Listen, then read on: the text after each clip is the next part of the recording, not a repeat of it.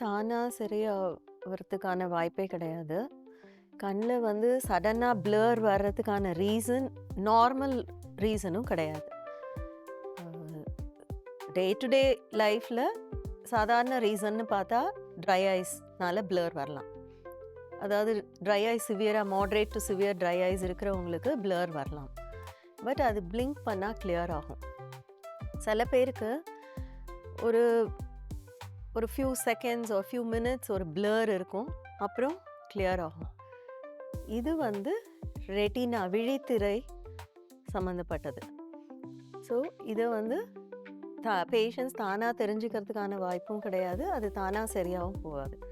So சில பேர் வந்து சொல்லுவாங்க, நான் அடிக்கடி வந்தது ஒரு 3 months இல்லை ஒரு 3 or 4 times அந்த மாதிரி எனக்கு பிளர் வந்தது, இப்போது அடிக்கடி வர்றதுனால வந்தேன்னு. அந்த 3 monthsங்கிறது ஆல்ரெடி லேட்டாக ஆகிருக்கும்.